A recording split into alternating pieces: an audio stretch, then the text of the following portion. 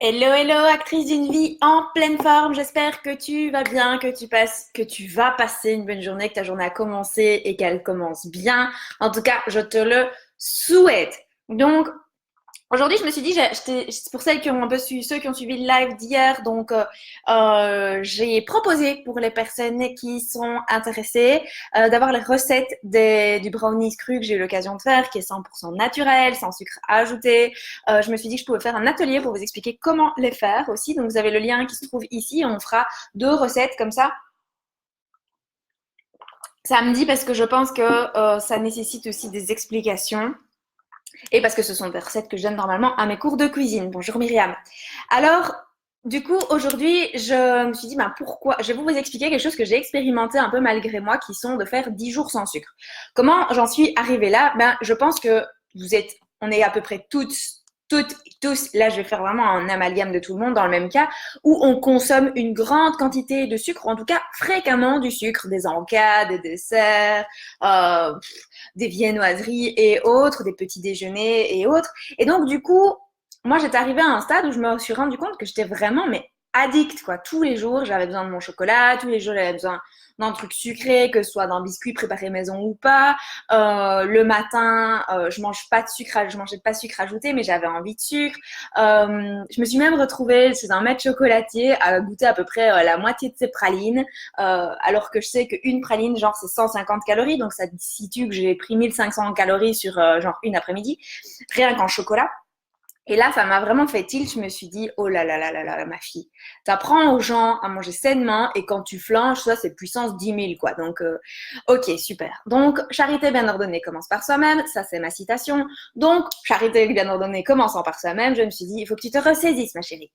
Et là, à ce moment-là, je me suis pas dit que j'allais faire 10 jours sans sucre. Je me suis pas dit, ça fait 3 semaines là que je suis sans sucre. J'ai flanché 3 fois sur les 3 semaines. Donc, on va dire en moyenne une fois par semaine. Allez, 6 jours sur 7. Mais je me suis dit, ça vaut la peine de le tester et ça vaut la peine que j'explique ce qui s'est passé. Donc, prise de conscience, je suis addict au sucre, qu'est-ce que je peux faire pour limiter ça? Et j'ai créé un programme que vous connaissez peut-être ou vous ne connaissez peut-être pas, qui s'appelle 10 jours pour arrêter de grignoter. Donc, je me suis dit, c'est super, donc je vais utiliser tous les concepts que j'explique, que je vous demande d'appliquer d'ailleurs dans ce programme 10 jours sans grignoter, enfin, pour arrêter de grignoter. Et c'est ce que j'ai fait. Donc, je me suis basée sur tous ces concepts pratiques, théoriques, défis et autres que je vous propose. Mais surtout, cette fois-ci, je me suis dit, j'allais vous expliquer pourquoi c'est si mauvais d'être addict au sucre. Pourquoi ce sucre, il est si mauvais. Pourquoi ce sucre, c'est un poison. Parce que moi, souvent, j'ai entendu dire que choisir entre la peste et le choléra, donc le sucre ou les édulcorants, on savait pas trop ce qu'il fallait choisir. Mais moi, les édulcorants, c'est quelque chose que j'ai banni. J'ai banni ça depuis des années dans ma vie parce que les édulcorants, c'est archi dangereux pour notre organisme. C'est très, très, très, très, très mauvais. Ils sont neurodégénérateurs, ils modifient nos gènes, ils sont génotoxiques. Donc, ça, les édulcorants, moi, ça fait pas partie de mon alimentation. Du coup, bah oui, on consomme du sucre. Alors, dans les sucres, il y a plein de variétés de sucre. Il y a le sucre blanc, le sucre de table. Nous, c'est ce qu'on appelle le sucre de Tirlemont. C'est le sucre super classique de chez nous. Puis on a le sucre de canne complet, le rapadura, le musco d'aboy, il y a le sirop d'érable, le sirop d'agave. Enfin, il y a une quantité astronomique de variétés de sucre, tous différents. Il y a aussi le xylitol, qui est la variété qui est le sucre du bouleau. Donc, il y a plein de variétés de sucre. Et alors, on se dit, bah oui, mais quel sucre est meilleur et ainsi de suite. Ça, je pourrais vous faire une vidéo sur quel sucre choisir si vous deviez choisir du sucre. Mais je voulais vous dire que le sucre, le goût sucré, l'envie de manger du sucre, c'est pas quelque chose qui vient avec le temps. C'est quelque chose qui est inné. Les bébés, quand ils naissent, ils sont directement attirés vers le sucre. Donc, dès que vous leur mettez du sucre en bouche, du miel sur une tétine ou quelque chose comme ça, comme on dit qu'ils sourient aux anges, ben ça, on voit qu'au niveau des récepteurs, au niveau du cerveau, ça stimule du plaisir.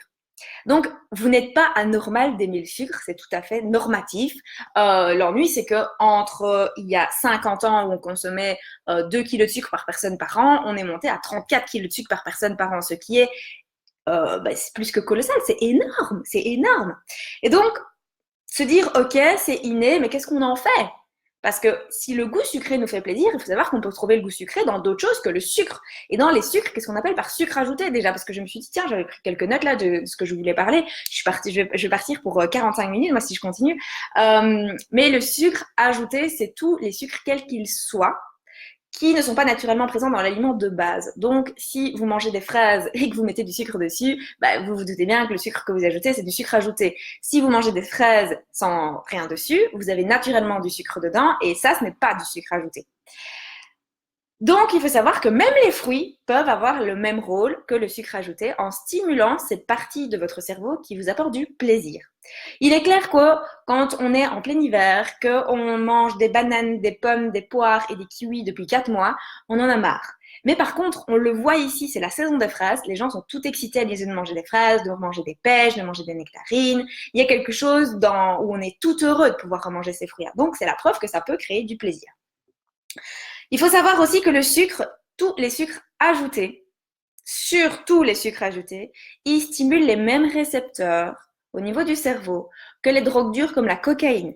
C'est ce qui crée l'addiction. C'est pour ça qu'on peut réellement être addict au sucre. On peut être réellement addict à du coca, pour la même raison. On peut être réellement addict à du sucre. Et c'est pour ça que soit vous partez de l'idée que vous supprimez ça du jour au lendemain comme un fumeur arrêterait de fumer, soit vous vous dites j'y vais crescendo. Il n'y a pas de bonne théorie. Moi, j'ai la mienne, mais il n'y a pas de bonne théorie. Chaque personne est différente. Le tout, c'est vraiment d'avoir dans la tête, hein, parce que si la tête, vous n'avez pas ça dans la tête, l'idée de vous dire stop, ça va pas aller. C'est quelque chose qui est compliqué vu qu'on est dehors de l'addiction. Et puis, il y a une troisième chose qui est pour moi très intéressante dans le concept du sucre, c'est que le sucre appelle le sucre. Ça, moi, ma grand-mère m'a toujours dit ça, donc c'est pas un concept nouveau. Par contre, c'est un concept qu'on ne connaît pas spécialement dans qu'est-ce qui se passe dans ton organisme. Donc, quand tu manges du sucre, tu vas avoir une augmentation de ton taux de sucre dans le sang qui va produire une hormone qui s'appelle l'insuline. L'insuline va faire diminuer ton taux de sucre dans le sang, mais elle va être produite de manière proportionnelle à la quantité que tu as mangé. C'est plus facile si je t'explique ça sur un schéma, je suis désolée de t'expliquer ça comme ça. Mais bon, voilà. Donc, dis-toi que plus tu manges du sucre, plus tu vas produire de l'insuline, donc plus tu risques de faire une hypoglycémie réactionnelle. Et cette hypoglycémie réactionnelle, elle a plusieurs effets. Le premier, ça va être de te donner davantage envie de sucre. Donc, c'est ce qui fait que le sucre appelle le sucre. Elle va te créer une dépendance, deuxièmement, et en plus, elle va te risquer de te faire prendre du poids parce que plus tu vas manger du sucre, plus ce sucre va se transformer en graisse qui va se stocker au niveau de ton abdomen d'abord.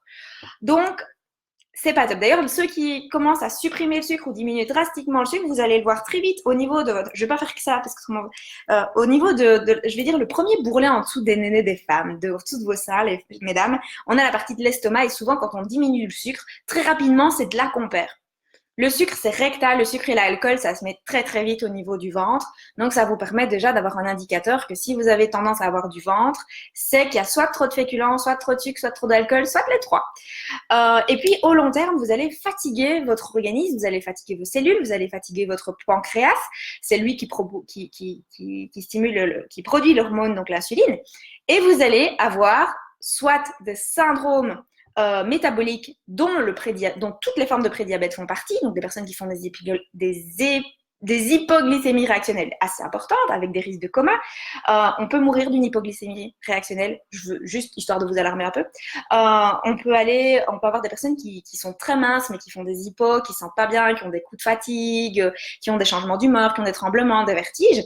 Et puis on peut avoir des personnes qui au long terme comme ça vont créer du diabète. Et il y a des personnes qui sont qu'on appelle asymptomatiques, c'est-à-dire qu'ils n'ont pas du tout de symptômes, et puis un jour, bam, diabète, parce qu'on n'a pas décelé plutôt tous des petits symptômes qui sont habituels. Quand vous allez chez le médecin et que vous lui dites, docteur, je suis fatiguée, il va vous dire, c'est le mal du siècle, vous avez mal au dos, c'est le mal du siècle, vous avez mal au ventre, c'est le mal du siècle. Il y a beaucoup de mots du siècle qui ne sont pas des mots, qui sont vraiment des dangers. Donc, moi, le sucre, c'est pour ça que je me suis dit ici, ça fait 3 semaines. Bon, je l'ai dit, j'ai flanché 3 fois, donc et on va encore flancher samedi parce qu'on a un mariage. Mais c'est parce que mon idée, c'est pas de vous dire vous devez être parfaite, hein, c'est pas ça. Je l'ai exprimé cette semaine que mon objectif, c'est pas du tout que vous pensiez que derrière la caméra, je suis parfaite et je fais tout bien, pas du tout. Mais c'était juste pour vous dire, on peut vraiment arrêter le sucre. Alors, je dis pas que j'aurais envie d'arrêter le sucre toute ma vie. Je me suis pas dit, le jour où je me suis dit, stop, maintenant t'arrêtes le sucre, je me suis pas donné de délai. Je me suis dit, un jour à la fois. Et on voit. Et là, du coup, je trouve que c'est assez chouette de pouvoir expérimenter ça. Et du coup, ça m'a obligée de trouver des nouvelles recettes. Et c'est ça que j'ai proposé samedi à 15h30 de faire un atelier en ligne. Parce que je sais qu'il y a des gens qui me suivent partout dans la francophonie mondiale. Donc, des gens qui sont au Québec, des gens qui sont en Suisse, en France, au Luxembourg, en Belgique. Je me suis dit que j'allais proposer comme ça un atelier où je vais vous proposer 2 recettes d'encas sucrés, mais dans lequel il n'y a pas de sucre ajouté. On va partir sur des sucres naturels. Et quand je dis naturels, ça veut dire qu'ils sont naturellement présents dans l'aliment. Je ne vais pas vous rajouter du sucre de fleur de coco, je ne vais pas vous rajouter du sirop d'érable, je ne vais pas rajouter tout ça. On va partir des aliments tels qu'ils sont à la base et qui ont déjà naturellement des pouvoirs sucrants. Donc c'est une manière aussi différente de pouvoir consommer, en sachant que bah, voilà, vous avez vu, si vous avez regardé la vidéo de ma fille ce matin avec les brownies crus au chocolat, c'est kiffant à mort. Mais vraiment, hein, parce que quand j'avais envie de sucre ces derniers temps, bah, en plus, c'est pas un truc tout moelleux qui s'avale tout seul. C'est quelque chose qu'il faut mâcher. Et donc, ça me calait bien. Ça m'enlevait cette envie de sucre. Ça m'enlevait cette envie de chocolat parce que je l'ai fait avec du cacao cru. Donc voilà, je vous propose, si ça vous intéresse, je vous ai mis le lien pour me rejoindre samedi à 15h30. Alors, pour ceux qui savent pas être disponibles samedi à 15h30, sachez que vous pouvez vous inscrire et je vous envoie le replay qui est valable pendant 10 jours. Donc, pendant 10 jours, vous pouvez avoir accès à ce replay où, à ce moment-là, bah, je vous donne la possibilité de pouvoir cuisiner, mais quand ça vous arrange, de revoir la vidéo quand elle vous arrange. Et voilà. Et du coup, vous pourrez, si vous n'êtes pas en direct, vous pourrez me poser vos questions avec plaisir. Donc, c'était ce que j'avais à vous dire aujourd'hui. J'avais prévu toujours vidéo 3 minutes. Ça fait genre 12 minutes que je parle, mais ça, c'est un petit peu chronique chez moi. J'avais 4 tips. Eh ben, j'en ai parlé beaucoup plus. Merci Nadège pour ton témoignage.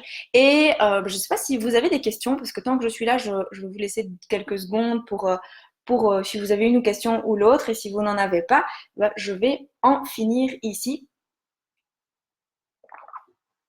Pour ceux que ça intéresse aussi, d'ailleurs, qui verront la vidéo, non pas en direct maintenant, mais par la suite, qui sont intéressés par le programme des 10 jours pour arrêter de grignoter, je vais le mettre en commentaire, je ne vais pas le mettre là au-dessus, je le mettrai en commentaire de la vidéo, comme ça, si ça t'intéresse. C'est un petit programme qui est super, super génial parce qu'il te donne vraiment le comment réussir progressivement un défi par jour, une expérimentation par jour, pour que tu puisses reprendre ton pouvoir et devenir maître, et non plus que ce soit l'industrie et ton cerveau addict au sucre et à des envies de grignoter qui soient là en premier, mais d'abord de se dire je me ressente sur ce que j'ai besoin réellement d'abord. Donc voilà, je vois qu'il n'y a personne qui a des questions, donc ça tombe bien. Je vais vous laisser et je vais vous souhaiter une excellente journée. Je vous dis à demain pour une autre vidéo. Je ne sais pas encore sur quoi, on verra. Et voilà, belle journée à tous. Ciao.